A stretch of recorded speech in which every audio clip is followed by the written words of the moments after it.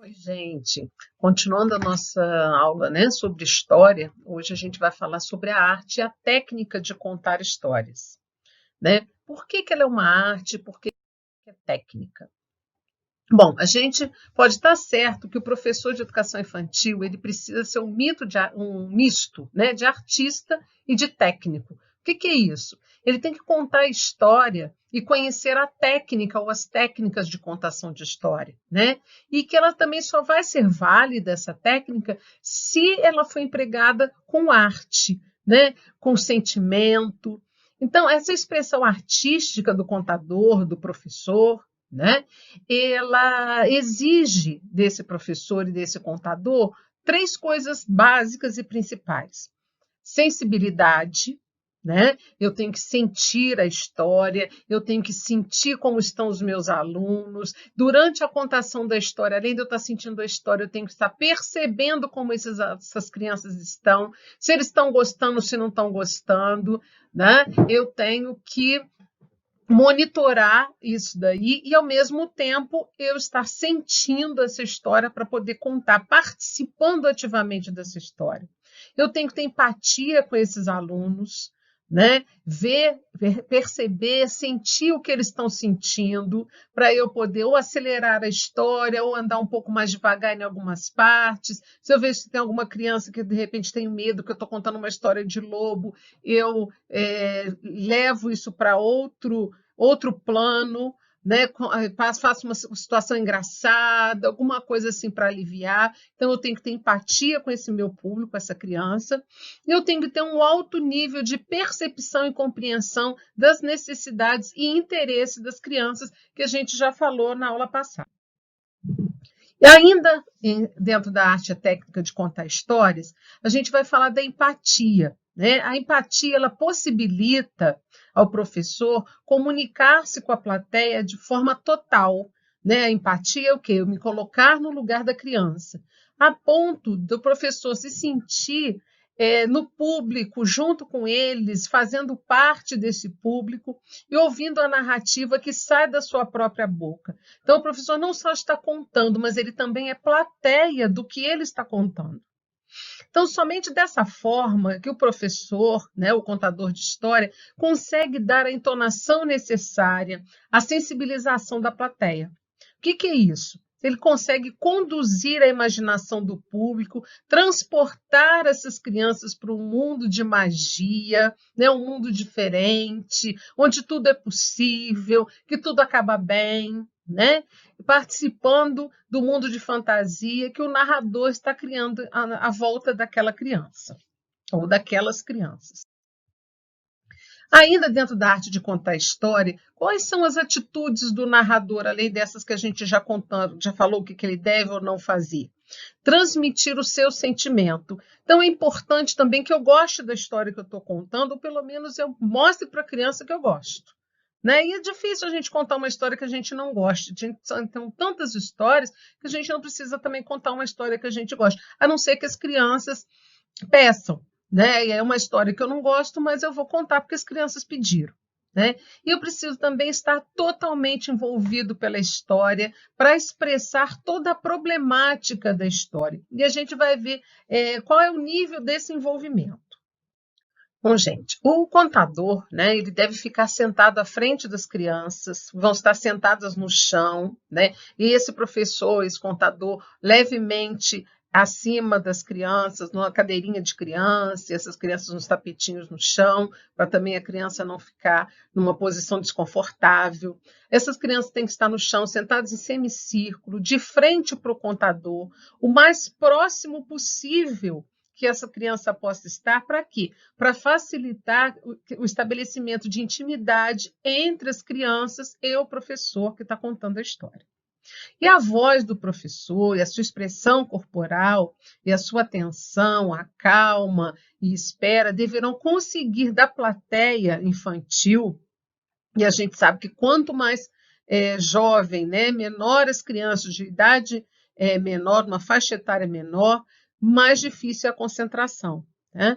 Então, o momento da expectativa, silêncio, são fundamentais no início da narrativa. E quem é o responsável por tudo isso? É o professor, que vai fazer essa ambiência, né, por meio do seu comportamento e da organização da hora do conto, da hora da contação.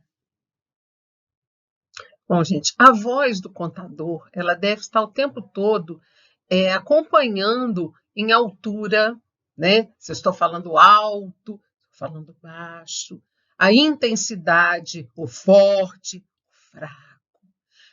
Em velocidade, se eu falo rápido, se eu falo devagar. A ação de cada personagem. Então, a altura, a intensidade, a velocidade vão acompanhar a ação de cada personagem. Se ele está correndo, se ele está andando devagar. E dessa forma, vai caracterizando cada personagem. A voz também é responsável por caracterizar as evidências maiores de cada personagem. O leão, o gatinho, a flor, né? A lebre, que fala muito devagar, depressa. Então, isso tudo vai fazer com que o contador caracterize e que prenda também a atenção da criança na sua narrativa. Precisa também o contador sentir intensamente cada uma das personagens à medida que interpreta as suas vozes. Então, para isso, eu tenho que conhecer muito bem a história, para eu conseguir dar a entonação certa, a voz de cada personagem. Então, eu tenho que estudar essa história. A cadência e o ritmo da narrativa são fundamentais para formar o clima total da situação de fantasia. Quando a criança escuta o Era uma Vez, ela entra por um caminho, por uma jornada de fantasia, de encantamento, mas para que isso aconteça, o professor tem que estar preparado, ele tem que saber muito bem essa história e ele tem que lançar mão dessa performance, né? Fazer essa performance para que as crianças possam entrar mesmo e a história se fazer e o encantamento ser realizado. Então, gente, o professor deve fazer com que a fala do elefante reflita o seu peso. Então, vou falar do elefante com uma voz pesada, né? Uma voz grave. A criança, por meio dessa voz do professor, vai perceber o peso desse elefante, o volume, o seu andar lento, pesado, e de um passarinho com a leveza, com suavidade, com ondulação e harmonia, e assim por diante. Então, a caracterização de todos os personagens acontece por meio da voz do professor. Referindo-se também ao andar da tartaruga, sua voz deve ser lenta, quase arrastada, ao contrário da velocidade que deve imprimir a narrativa quando estiver verificando com um carro de bombeiro, uma corrida, né, como eu falei agora. Então, o que acontece? A voz da tartaruga deve ser lenta, arrastada, ao contrário da velocidade que a gente imprime. A lebre, da mesma história da lebre e a tartaruga, ou se a gente vai se referir a um carro de bombeiro, a um carro de corrida, se o carro está falando, ele fala mais veloz. Então, isso tudo o professor tem que saber. Para ele saber, voltando e enfatizando, o professor precisa conhecer a história. A dramaticidade excessiva, no entanto, deve ser evitada, pois desvia a atenção do livro e da história e não é aconselhável para as crianças pequenas, que ainda não possuem maturidade psicológica e afetiva para suportar cargas intensas de emoção. Então, a criança, quanto menor a criança, menos a gente pode fazer muita dramaticidade na história. A gente vai falar mais lento e tal, mas muitas vezes, quando eu vou, de repente, falar do lobo mau, se eu estou falando para crianças muito pequenas, e se eu não conheço muito bem esses meus alunos, eles podem ficar com medo, né? Então, eu tenho que dosar muito bem isso. As emoções despertadas devem ser suaves e, se negativas, devem estar misturadas com o humor, com o ridículo, que são os traços que devem caracterizar nessa idade, nessa faixa etária da educação infantil. Os personagens devem se caracterizar sempre as personalidades más das histórias por ridículo, com traços de humor, para que seja uma coisa mais suave para a criança. A posição correta do livro é estar voltado, aberto para a criança, à altura dos seus olhos. A cadeira onde senta o narrador deve deixá-lo levemente mais elevado que as crianças, como a gente já falou, E as cadeiras de pernas curtas são aconselháveis para isso, ou a cadeirinha mesmo da criança. Movimentos lentos com o livro da direita para a esquerda permite que toda a turma sentada à sua volta veja as gravuras. Então, eu pego um livro, aqui está o livro, a capa, né? E eu, quando vou contar, eu vou abrindo o livro e vou mostrando para a criança, tá? E vou contando. E se eu precisar, lógico que eu já sei o que está escrito no livro, mas se eu precisar de uma ajuda, eu posso mostrar assim e eu vou lendo. Essa festa vai ser muito legal, e vou passando à medida que eu vou passando, vou mostrando. E eu acabo de ler, eu boto na minha frente e vou mostrando para todas as crianças. Passo mesmo o livro assim na rodinha e vou continuando a contar, né? Mas prestando atenção para não dispersar as crianças. A criança tem necessidade de ver as imagens, por isso eu tenho que mostrar o livro. Por que ela precisa ver a imagem? Para ela sentir-se interessada e atenta à narrativa. O apoio visual é muito importante, né? A gente sabe que as crianças não conseguem ficar paradas por muito tempo. Se eu não tiver um apoio visual, aí é que a criança não fica mesmo, né? As histórias sem gravuras não atendem às características da criança pequena e raramente desperta a sua atenção, a não ser que o próprio professor faça alguma coisa ou tenha algum objeto, mas tem alguma coisa que prenda a atenção da criança. Então, eu preciso de um recurso visual. Se não for o livro, a gente vai ver mais para frente um pouco outras técnicas que nós podemos usar para contar a história, que não precisa só do livro, mas o livro também é muito importante. O narrador tem que dominar completamente o texto para adequar antecipadamente a sua voz à situação que se aproxima. Poucas histórias podem ser lidas, né? Dada a necessidade que o narrador de fazer modificações no texto, algumas adaptações no texto, omitir, às vezes, alguns detalhes que não sejam muito adequados àquela faixa etária ou aquela plateia, né? Explicar algumas palavras, o significado dessas palavras no contexto da história e não parar para poder explicar. O contador também, antes de iniciar a narrativa, deve sempre citar o nome do autor e do ilustrador.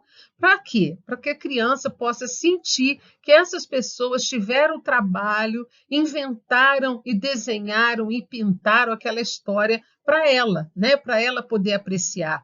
E uma outra coisa importante também em fazer isso, em falar quem é o nome do autor, o ilustrador, às vezes vem no próprio livro a foto do ilustrador, do autor, e a criança perceber que alguém escreveu aquilo e que ela também pode escrever. Né? Quando a gente pergunta a história do trabalho dela, ela vai se familiarizando e ela vai começando a contar também a história desse seu trabalho. E mais para frente, quando a gente for fazer com eles uma mini gráfica, alguma coisa assim, ele já está no contexto dele que alguém desenha e alguém escreve as histórias que são contadas para eles. Então, gente, agora a gente vai passar para o tipo de apresentação de história. A gente não tem só o livro. O livro é importante? Importantíssimo, porque o livro vai ser o nosso companheiro para o resto da nossa vida. Né? Desde praticamente que a gente nasce até quando a gente morre, a gente está com o livro. Seja ele um livro digital, seja ele livro físico, mas a gente está com o livro. E a criança, a mesma coisa. Tá? Então, quais são as outras maneiras, quais outros tipos de apresentação de história que a gente tem? Bom, o primeiro é o livro, né, com ilustrações. Eu não posso deixar de ter ilustrações nesses livros. E é bom que quanto menor a criança, maiores sejam essas ilustrações. Depois eu tenho as historietas rimadas, tá? Que depois de muito conhecidas, podem ser repetidas pelas crianças, pela professora, com auxílio de gesticulação específica, sem mais apresentação de gravuras. Então, até mesmo as parlendas, eu posso ir introduzindo as parlendas com algumas figuras, e depois a gente vai brincando com essas parlendas no dia a dia, porque as crianças já sabem de cor, sabem o que significa toda aquela parlenda. A gente tem também o livro de argola, né? É um livro com folhas de papel, cartão, resistente, presa por argolas. A gente vê na ilustração, né? Ele é um livro de argola e deve ser feito em tamanho grande, com argolas também grande, ou na lateral, na parte esquerda, ou na parte superior, usado como um blocão. Né? Então, é um livro grande, e aí pode ter também ilustração das crianças, ou pode ser também um livro que já andou muito pelo cantinho do livro e ele estragou, né? Ele rasgou, ele soltou as folhas. A gente pode, até com a ajuda das crianças, recortar as figuras, colar numa folha A3, aquela folha grande de blocão, e fazer, junto com as crianças, uma história, ou a mesma história, ou a recontação dessa história, que as crianças mesmo podem contar, lembrando dessa história, porque se ela já teve bastante tempo no cantinho da leitura, eu já contei essa história. Né? Então, a criança já está familiarizada, ela pode recontar e o professor escrever embaixo, igual escreve no trabalho da criança, né? Ou numa parte, numa folha, um recorte de folha embaixo, escreve a história e eu fico com aquela história, esse livro de argolas. A gente tem também a projeção de transparência. Algumas escolas ainda têm aqueles retroprojetores, né? A gente está vendo na figura acima ali as crianças brincando com o retroprojetor e trabalhando com sombras, né? As gravuras são reproduzidas em papel, celuloide, naquelas transparências, né? O papel celofane coloridos com caneta específica e colocado no retroprojetor, elas refletem na parede, né? Esse é um efeito visual muito legal e as crianças gostam bastante. E eu posso também colocar a história desenho das próprias crianças, que elas vão contando a história à medida que vou passando esse papel celofane no retroprojetor. É muito legal, as crianças gostam. Aí tem as histórias em vídeo, né, que a gente passa no projetor, no data show, né, o projetor de slide, DVDs e etc. O livro de sanfona, que é esse aqui, que está logo abaixo, a própria para histórias que não tem começo e nem fim definido. Eu posso começar a história pela direita, pela esquerda, de frente, de trás, e aí a gente vai inventando histórias em cima dessas gravuras. Podem ser iniciadas de qualquer lugar e o fim representa o próprio início outra vez. E as folhas são emendadas da primeira à última. Então, vira uma sanfona mesmo. A gente puxa igual como a gente vê uma sanfona. E aí a gente tem também o flanelógrafo, né? Ele pode ser apresentado por gravuras das personagens que, à medida que forem sendo citadas na história, vão sendo fixadas no flanelógrafo, formando um cenário completo, ou apresentadas em quadros que são expostos, devendo-se fazer, nesse caso com a criança, uma apreciação sobre a sequência dos quadros no final da história, porque a gente vai colocar um quadro de cada vez. E ela geralmente tenta espontaneamente repetir essa história.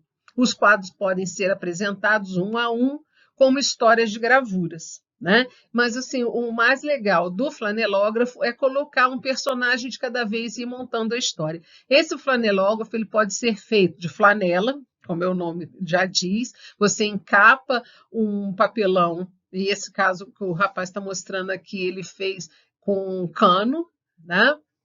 Você pode fazer com flanela e pode fazer com feltro também.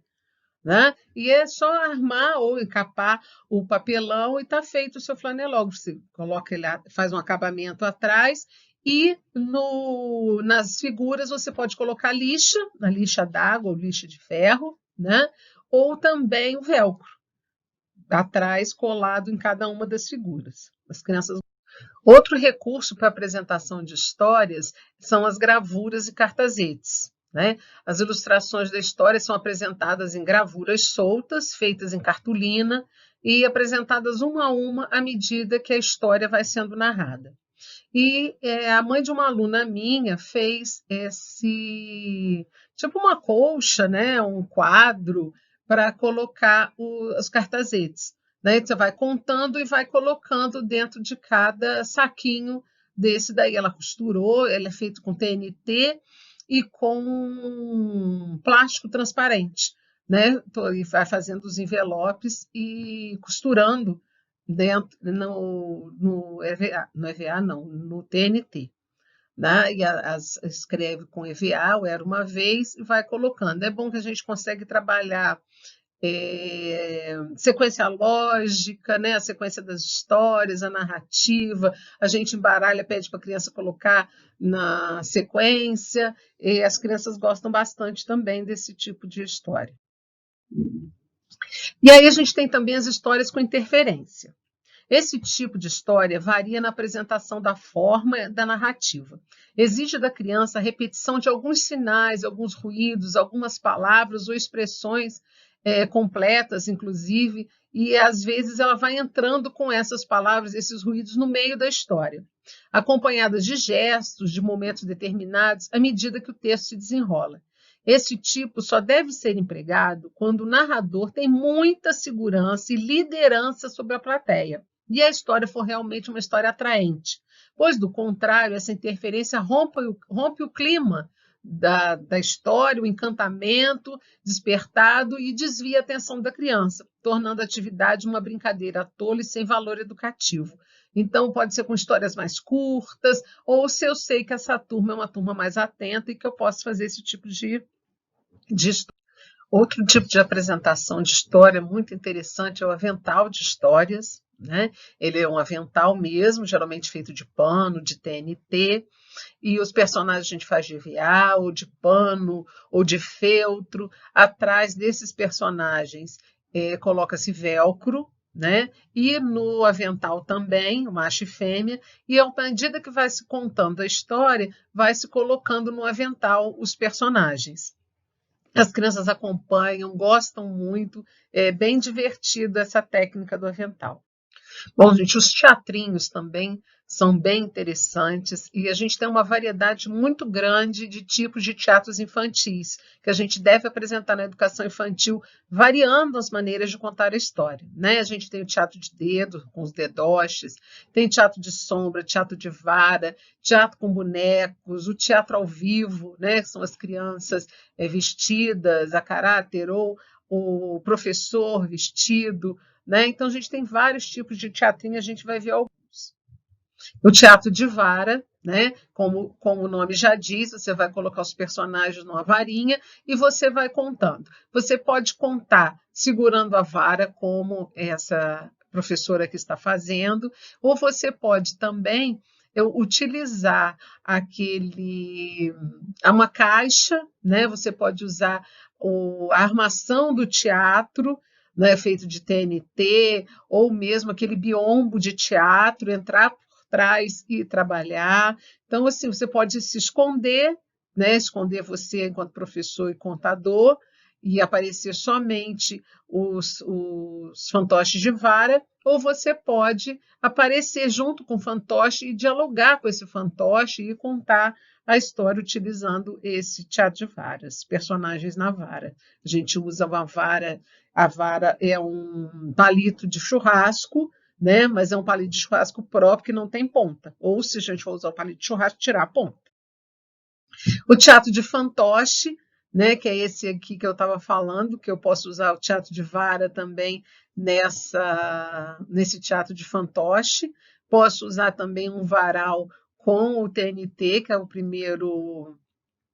primeira figura ali, né? E a segunda figura já um pouco mais elaborado, fazendo mesmo o teatro. E eu posso fazer também de madeira, eu posso fazer com caixa de geladeira, né? Essa armação do teatro para a gente poder esconder e aparecer somente os fantoches.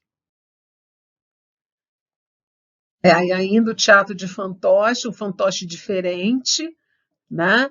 E o fantoche também diferente as crianças podem ajudar a segurar, né? Para você poder fazer o ambiente, o cenário do teatro de fantoches. Ainda o teatro de fantoche, temos aqui lá em cima os dedoches, né? Aqui embaixo a gente tem um fantoche feito de caixa de leite, a gente tem uma variedade enorme de fantoches que a gente pode fazer com meia, né? E ali um teatrinho com dedoche. Ela fez o cenário, boca de cena do teatrinho, mas com os dedoches. E até o teatro é pequenininho, né? A caixa é pequena, justamente por causa dos dedoches.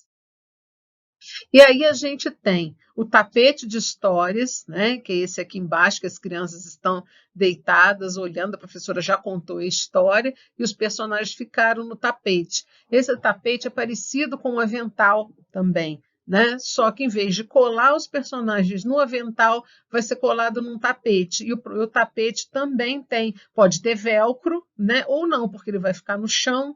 E aí você tem o cenário também pode ser trocado e ter velcro ou ser um cenário fixo. Vai depender das histórias que você tem para contar nesse tapete de histórias. A história com dado, é aquele dado ali em cima, e você pode ter um dado para determinada história, ou você pode também ter um dado bem bonito, bem legal, e você colocar os personagens também com velcro, ou também você pode colocar gravura se você fizer uma abertura, né? Nos 4 pontos você enfia a gravura por ali. E como é que a gente conta a história com o dado? O dado fica com a criança joga o dado, ou a professora fica com o dado e ela joga o dado. À medida do que vai aparecendo, a figura que aparece virado para cima, nós vamos contando a história. Então, era uma vez ali no caso, era uma vez uma menina, essa menina, aí eu jogo de novo o dado, vamos ver que apareceu os porquinhos. A menina encontrou os 3 porquinhos que estavam fugindo do lobo, aí joga de novo, tem uma casa, eles viram uma casa, correram, entraram na casa. Então a história vai sendo contada à medida que vão aparecendo os personagens no dado. Aí jogou, apareceu a menina de novo, aí apareceu uma outra menina, e eu como professora, inventando a história à medida que eu jogo o dado, ou eu posso também pedir que as crianças vão contando a história e inventando a história à medida que os personagens vão aparecendo quando eu jogo o dado. Também é bastante interessante. E a história com objetos, né? No caso ali, a gente tem como objeto as colheres de pau, mas eu posso usar N coisas. Por exemplo, vou contar a história da Dona Baratinha, né? Tem fita no cabelo, coloco fita no meu cabelo, ou já vou de fita no cabelo, dinheiro na caixinha, eu boto um dinheiro na caixinha. Então, toda hora que eu vou cantar, quem quer casar com a senhora Baratinha, que tem fita no cabelo e dinheiro na caixinha, né? E aí vão aparecendo os personagens, eu vou também caracterizando com alguns objetos, né? Eu posso colocar máscara, eu posso usar arquinho também, além da fita, com anteninha da Dona Baratinha. Então, eu vou usando objetos para contar a história. Isso eu posso colocar em mim. Agora, eu posso também contar, tem um livro muito legal, que chama Maneco, Caneco, Chapéu de Funil. Ele vai sendo formado com as coisas da cozinha. Então, é maneco, caneco, a cara dele é uma caneca. Chapéu de funil, é um funil na cabeça. O braço é escumadeira, espátula, ele usa vassoura, rodo. Então, eu posso montar com as crianças também esse boneco enquanto eu vou contando a história. Então, assim, eu tenho vários objetos que eu posso contar a história usando esses objetos. Tá? E aí eu tenho o teatro de sombras também. Né? O teatro de sombra eu posso usar a própria criança para fazer a sombra, eu posso fazer com retroprojetor, que a gente já viu antes. Né? Nesse caso aí é um lençol que a gente coloca, as crianças ficam por trás do lençol, ou você fica por trás do lençol, e atrás de você tem um foco de luz. Pode ser um abajur, uma lanterna, né? E aí a sombra pode ser feita com o próprio corpo, ou eu tenho algumas silhuetas, porque aí no caso essa silhueta é preta, né? É de papel cartão preto, e eu posso usar também papel celofane para enfeitar esse papel cartão preto, esses personagens, e a gente vai segurando ali atrás e vai fazendo com o lençol. Essas são 2 técnicas diferentes de teatro de sombra. E eu tenho mais um, que é com uma caixa. Acontece da mesma maneira, eu vou pegar uma caixa, essa caixa não tem fundo, tá? Eu coloco papel vegetal, esse transparente é o papel vegetal, colo no fundo dessa caixa. Vou fazer os personagens também de cartolina preta, tá? Segurando com um palito. O palito pode ser por cima ou ele pode ser por trás, né, que não pareça.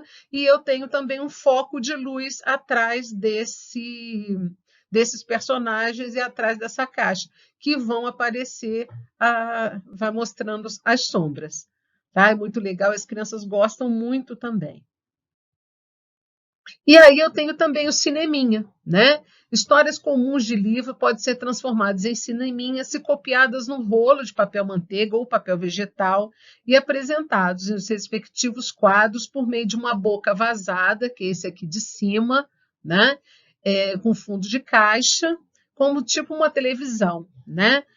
Durante o tempo que o narrador vai contando o episódio, vai girando, a gravura vai mudando. São 2 eixos laterais, eu posso fazer com cabo de vassoura, eu posso fazer com cano, e nas extremidades superior e inferior. Então, eu vou rolando e vai aparecendo, tipo um carretel que vai enrolando e desenrolando o filme, que será numa tira larga de papel manteiga ou papel vegetal. Embaixo ali está mostrando como é que a gente faz o cineminha, né? O próprio cineminha. E em cima está aparecendo a caixa. Agora ali a caixa está bem enfeitada. Não é muito legal a caixa ter enfeite demais. Por quê? Tem que chamar atenção para o cineminha e não para a caixa. A mesma coisa quando eu vou fazer o teatro. Né? O teatro geralmente uma cor neutra, posso fazer um outro enfeite, mas o que tem que chamar atenção mesmo são os personagens da história e no cineminha, o próprio cineminha. E aí eu tenho também a história de envelope, né? Que é um envelope que você faz de EVA. E, por exemplo, aqui no caso do gato, o gato ele é vazado. Né? Então, à medida que eu vou contando a história, o gato vai mudando de cor. E as pétalas da margarida aqui, a mesma coisa, ela também é vazada. Então, eu tenho dentro desse. Isso é um envelope de EVA. À medida que eu vou contando a história, que o gato ou que a florzinha vão mudando de cor, eu vou colocando para frente o papel filipinho. Né? Porque esse envelope é do tamanho do papel filipinho, maior um pouquinho mais largo, para ele poder entrar e sair com facilidade. E aí eu vou tirando e colocando a cor do gato e a cor das pétalas da flor. A história tanto da flor é que a flor era branca e depois ela não gostava de ser branca, precisou ser amarela e ela vai mudando de cor. E aqui tem um endereço que vocês podem achar a historinha para poder fazer. E aí eu tenho também um recurso com caixinha de história. É feito numa caixa maior, numa caixa de bota, né? Ou maior que a bota, e eu tenho ali dentro os cenários e eu vou colocando os personagens dentro dessa caixa. Né? Ele é muito interessante, as crianças gostam muito. É ideal para contar história para pequenos grupos, para aguçar a imaginação dos alunos. A caixa pode ser decorada pela turma ou então ser produzida pela professora. E é muito legal contar história dentro da caixa. Você vai colocando personagens dentro da caixa. E aí a gente tem também a saia literária. Né? Essa saia literária é realmente uma saia. A professora veste essa saia, a saia é enorme. Né? E aí eu vou colocando, como num tapete, eu vou colocando os personagens ou o cartaz e tal, nessa saia que eu vou contando. As crianças ficam na frente dessa saia e eu vou colocando os personagens na saia. A gente pode fazer também outras atividades com essa saia. As crianças seguram cada um numa ponta da saia, numa cor, gira para um lado, gira para o outro. Então, a saia, além de servir para eu contar histórias, eu posso fazer também brincadeiras com essa saia literária. Eu tenho varal de história. Lembra dos cartazetes que eu mostrei anteriormente para vocês, que eu colocando dentro dos envelopes transparentes e iam mostrando? O cartazete também eu posso fazer um varal de histórias. Eu vou contando a história dos cartazetes. Esses cartazetes eu tenho que tomar muito cuidado, porque eles têm que estar na ordem direitinho para eu não me perder. Então, eu vou contando e vou com o pregador de roupa pregando no varal. Esse varal é feito com barbante, amarrado, né? E eu vou pregando as histórias, e aí eu vou trabalhar com ele sequência lógica, a sequência lógica da história e vários outros trabalhos que eu posso fazer depois que eu contar a história. Aí eu vou contando da esquerda para a direita, vou botando a história no varal da esquerda para a direita, lembrando que não vou falando para a criança, mas a criança percebendo depois que a escrita também é feita da esquerda para a direita. Então, tudo que eu coloco para a criança é da esquerda para a direita.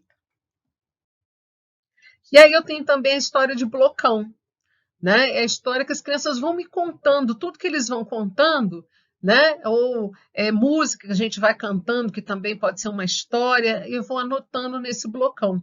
E as crianças vão desenhando. Ali no primeiro, a professora escreveu a capelinha de melão e as crianças ilustraram, né, a história. E o outro foi digitado, né, as crianças recortaram e colaram figuras para ilustrar a história e depois vão sendo contadas. E a professora também pode fazer no tamanho do blocão, como eu falei anteriormente no livro de argolas, pode ser feito também no blocão. Livros que estão estragados, que rasgou e que não dá mais para a gente consertar e virar um livro comum, a gente pode fazer história de blocão e a história do livro de argolas.